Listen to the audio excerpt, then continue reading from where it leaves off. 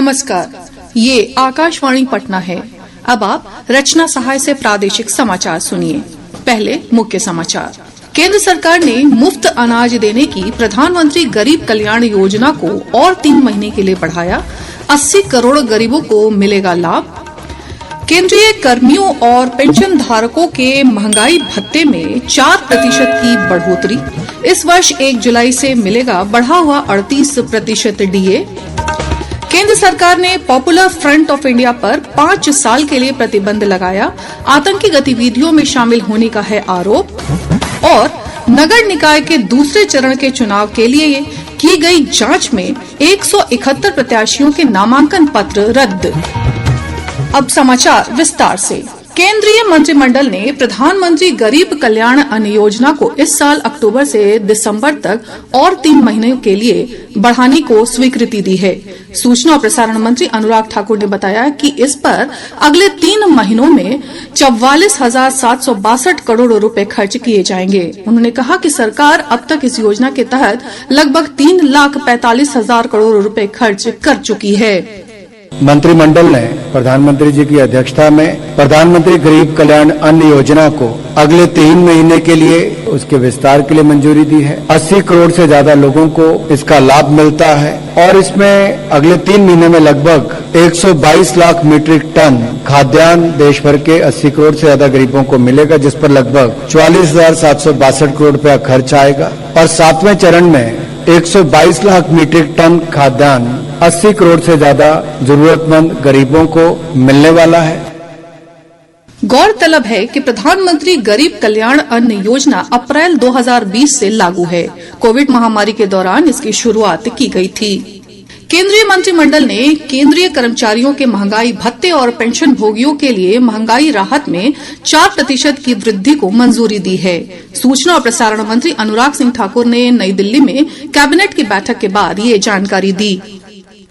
मंत्रिमंडल ने 1 जुलाई 2022 से देय केंद्र सरकार के कर्मचारियों और पेंशन भोगियों को 4% की दर से महंगाई भत्ते और महंगाई राहत की अतिरिक्त किश्त जारी करने की मंजूरी दी है। सालाना 12,852 करोड़ रुपए का बोझ सरकारी खजाने पर पड़ेगा और 8 महीने के लिए, जो अभी हम जुलाई 2022 से फरवरी 2023 तक देखें तो 8,568 करोड़ रुपए का बोझ वित्तीय वर्ष 2022-23 में पड़ेगा। लेकिन इससे लाखों ऐसे सरकारी कर्मचारी और जो पेंशन धारक हैं उनको लाभ मिलेगा। उन्होंने बताया कि इस पर प्रति वर्ष 12,852 करोड़ रुपए खर्च होंगे। इस बढ़ोतरी के साथ मौजूदा डीए 34% से बढ़कर 38% हो गया है। केंद्रीय कर्मियों को बढ़े हुए महंगाई भत्ते का लाभ इस साल 1 जुलाई से मिलेगा। केंद्र सरकार ने popular front of India PFI और इसके सहयोगियों तथा इससे संबद्ध गुटों पर गैर कानूनी गतिविधियों में शामिल होने के कारण तुरंत प्रभाव से 5 वर्ष के लिए प्रतिबंध लगा दिया है। गृह मंत्रालय ने अपनी अधिसूचना में कहा है कि पीएफआई और उसके सहयोगियों की तथा इससे संबद्ध Rehab India Foundation, Campus Front of India, Empire India Foundation, Rehab Foundation, All India Imam Council, National Confederation of Human Rights Organisation, National Women Front और जूनियर फ्रंट जैसे गुट देश में आतंकी गतिविधियों में शामिल हैं। अधिसूचना में ये भी कहा गया है कि सरकार का ये मानना है कि यदि पीएफआई और इससे जुड़े संगठनों की गैर कानूनी गतिविधियों पर तुरंत पाबंदी नहीं लगाई गई तो ये देश के संवैधानिक ढांचे को कमजोर करने और कानून व्यवस्था को बिगाड़ने में अपनी विध्वंसक गतिविधियां जारी रखेंगे। हाल ही में एनआईए, प्रवर्तन निदेशालय और कई राज्यों की पुलिस ने संयुक्त अभियान में बिहार सहित विभिन्न राज्यों में पीएफआई से जुड़े कई ठिकानों पर छापे मारे थे। इस सिलसिले में पीएफआई के कई कथित नेताओं और कार्यकर्ताओं को गिरफ्तार किया गया था। भाजपा के वरिष्ठ नेता और पूर्व उप मुख्यमंत्री तारकिशोर प्रसाद ने पॉपुलर फ्रंट ऑफ इंडिया पर लगाए गए प्रतिबंध का स्वागत किया है। श्री प्रसाद ने कहा कि ये एक सराहनीय और साहसिक कदम है। प्रधानमंत्री नरेंद्र मोदी ने कहा है कि अयोध्या में राम मंदिर का निर्माण सिर्फ हमारी विरासत का गौरव फिर से प्राप्त करना ही नहीं बल्कि विकास का एक नया अध्याय भी है। अयोध्या में भारत रत्न लता मंगेशकर चौक के उद्घाटन समारोह को वीडियो कॉन्फ्रेंस से संबोधित करते हुए प्रधानमंत्री ने कहा कि राम मंदिर का निर्माण जल्द ही पूरा होने जा रहा है और जिस तरह अयोध्या ने भगवान राम को युगों से जीवंत रखा है, उसी तरह लता मंगेशकर के भजन और गीतों ने भी लाखों लोगों के हृदय में भगवान राम को सजीव रखा है।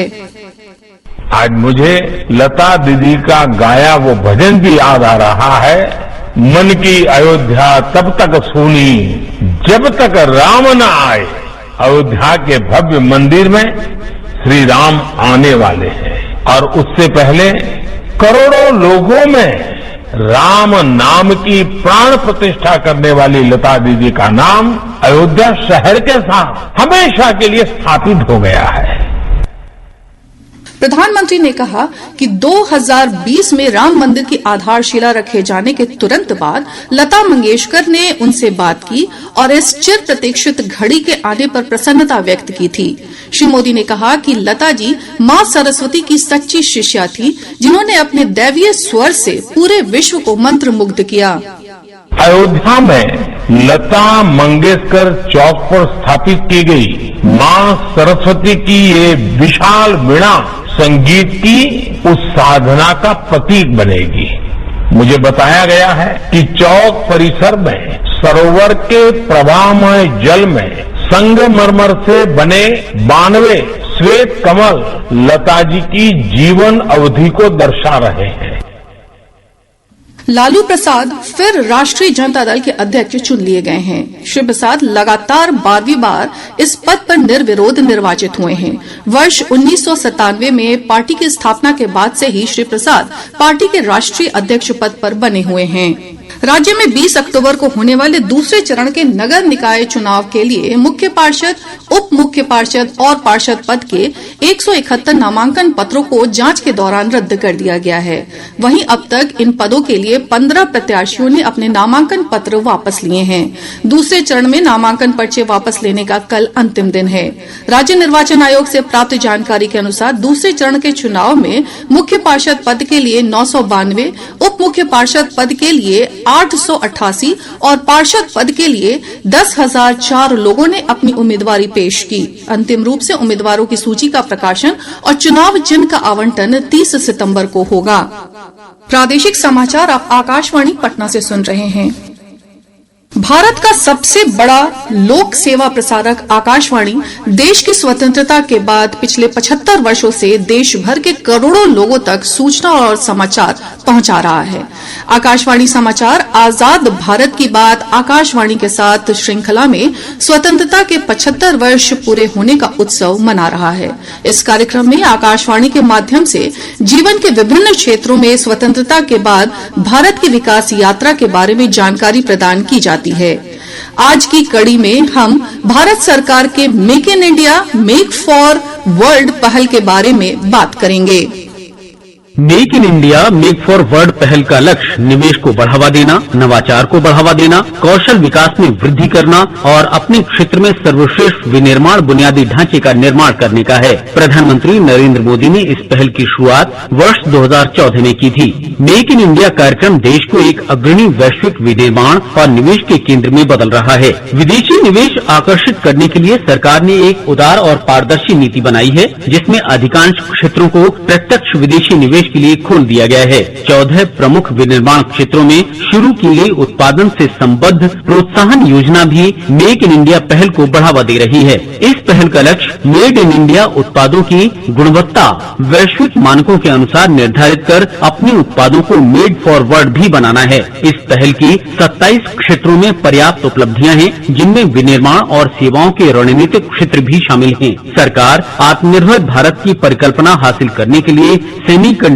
जैसे प्रमुख क्षेत्रों पर ध्यान केंद्रित कर रही है। विश्व अर्थव्यवस्था में सेमीकंडक्टर्स के महत्व को स्वीकार करते हुए सरकार ने भारत में सेमीकंडक्टर्स डिस्प्ले डिजाइन व्यवस्था के निर्माण के लिए $10 अरब की प्रोत्साहन योजना शुरू की है। Make in India make for world पहल ने $400 अरब का निर्यात लक्ष्य प्राप्त करने में महत्वपूर्ण भूमिका निभाई है। मुकेश कुमार, आकाशवाणी समाचार, दिल्ली।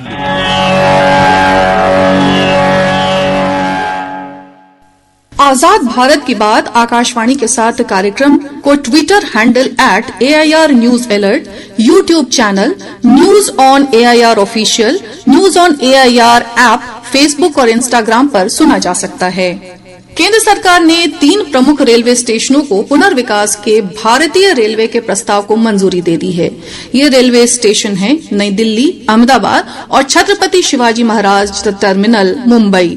इस परियोजना पर लगभग 10,000 करोड़ रुपए का निवेश किया जाएगा। रेल मंत्री ने बताया कि देश भर में 199 रेलवे स्टेशनों के पुनर्विकास का काम चल रहा है। उन्होंने बताया कि इससे विकास को बढ़ावा मिलेगा। श्री वैष्णव ने बताया कि इससे 35,744 नए रोजगार सृजित होंगे। देश के 199 स्टेशंस का रीडेवलपमेंट का काम चल रहा है, जिसमें बेसिकली 50 लाख से ऊपर जहां ट्रैफिक है, फुटफॉल है साल का, उन सब स्टेशंस को एक साथ लिया जा रहा है। और जैसे जैसे इसमें प्रोग्रेस होगी उसके नीचे 50 के बाद में 10 लाख से ऊपर वालों को भी नेक्स्ट फेज में लिया जाएगा। इसमें से 47 स्टेशंस के टेंडर निकल चुके हैं और 32 स्टेशंस पे काम फिजिकली चालू हो। 3 जो देश के सबसे बड़े स्टेशंस हैं, नई दिल्ली, मुंबई का छत्रपति शिवाजी महाराज टर्मिनस और अहमदाबाद स्टेशन, ये 3 जो बहुत बड़े स्टेशंस हैं, इन स्टेशंस के लिए आज माननीय प्रधानमंत्री जी ने कैबिनेट में 10,000 करोड़ रुपए इनके लिए सैंक्शन हुए। नवरात्रि के तीसरे दिन चंद्र घंटा था, मस्तक पर है अर्ध चंद्र, मंद मंद मुस्कान, 10 हाथों में अस्त्र शस्त्र रखे। शारदीय नवरात्र के आज तीसरे दिन मां दुर्गा के चंद्र घंटा स्वरूप की पूजा अर्चना की जा रही है। मान्यता है कि मां के इस स्वरूप की पूजा करने से समस्त पाप और बाधाएं दूर होती हैं तथा सौम्यता और निर्भयता में वृद्धि होती है। हमारे संवाददाताओं ने बताया है कि प्रदेश भर में सुबह से ही मंदिरों और शक्तिपीठों में श्रद्धालुओं की भीड़ देखी जा रही है। पूरा वातावरण भक्तिमय हो गया है।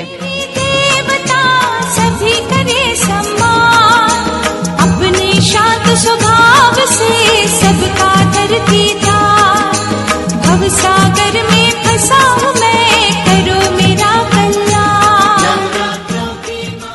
मौसम विभाग ने अगले 24 घंटों के दौरान प्रदेश के अधिकांश हिस्सों में हल्की से मध्यम बारिश की संभावना जताई है। मौसम वैज्ञानिक अमित सिन्हा ने बताया कि राज्य के दक्षिण पश्चिम और दक्षिण पूर्व भागों के सभी जिलों के 1 या 2 स्थानों पर मेघ गर्जन के साथ वज्रपात की भी आशंका है। आज के प्राप्त संख्यात्मक मॉडल और अन्य मौसमी विश्लेषण से ज्ञात होता है अगले 24 घंटों में प्रदेश के उत्तर पूर्व एवं दक्षिणी भागों के 1-2 स्थानों पर हल्की से मध्यम स्तर की वर्षा होने का पूर्वानुमान है, जबकि उत्तर पश्चिमी और उत्तर मध्य भागों का मौसम मुख्यतः शुष्क रहने की संभावना है। प्रदेश के दक्षिणी पश्चिमी और दक्षिणी पूर्वी भागों के 1-2 स्थानों पर आकाशीय बिजली के साथ मेघ गर्जन होने की चेतावनी है। अमर शहीद भगत सिंह को उनकी जयंती पर श्रद्धापूर्वक याद किया जा रहा है। उपराष्ट्रपति जगदीप धनखड़, प्रधानमंत्री नरेंद्र मोदी, केंद्रीय गृह मंत्री अमित शाह ने श्रद्धांजलि अर्पित करते हुए भगत सिंह को देश का महान सपूत बताया। प्रधानमंत्री ने कहा कि भगत सिंह की बहादुरी और मातृभूमि के प्रति प्रेम और सर्वोच्च बलिदान को हमेशा याद किया जाएगा। इधर केंद्रीय वित्त मंत्री निर्मला सीतारमण ने आज शहीद भगत सिंह की 115वीं जयंती पर चंडीगढ़ अंतर्राष्ट्रीय हवाई अड्डे का नाम बदलकर शहीद भगत सिंह अंतर्राष्ट्रीय हवाई अड्डा किया। पिछले रविवार को मन की बात कार्यक्रम में प्रधानमंत्री नरेंद्र मोदी ने चंडीगढ़ अंतर्राष्ट्रीय हवाई अड्डे का नाम शहीद भगत सिंह के नाम पर रखने की घोषणा कर उन्हें श्रद्धांजलि दी थी। जमुई व्यवहार न्यायालय में पेशी के लिए लाया गया एक विचाराधीन कैदी पुलिस को चकमा देकर फरार हो गया। फरार कैदी का नाम रामजतन पांडे बताया जाता है। शेखपुरा सदर अस्पताल में फाइलेरिया के इलाज के लिए आज से सुविधा मिलनी शुरू हो गई है। बीमारी के इलाज के लिए डॉक्टर और स्वास्थ्यकर्मी सहित विभिन्न प्रकार की सुविधाएं यहां उपलब्ध होंगी। और अब अंत में मुख्य समाचार एक बार फिर। केंद्र सरकार ने मुफ्त अनाज देने की प्रधानमंत्री गरीब कल्याण योजना को और 3 महीने के लिए बढ़ाया। 80 करोड़ गरीबों को मिलेगा लाभ। केंद्रीय कर्मियों और पेंशन धारकों के महंगाई भत्ते में 4% की बढ़ोतरी। इस वर्ष 1 जुलाई से मिलेगा बढ़ा हुआ 38% डीए। केंद्र सरकार ने पॉपुलर फ्रंट ऑफ इंडिया पर 5 साल के लिए प्रतिबंध लगाया। आतंकी गतिविधियों में शामिल होने का है आरोप। और नगर निकाय के दूसरे चरण के चुनाव के लिए की गई जांच में 171 प्रत्याशियों के नामांकन पत्र रद्द। इसके साथ ही आकाशवाणी पटना से प्रसारित प्रादेशिक समाचार का ये अंक समाप्त हुआ।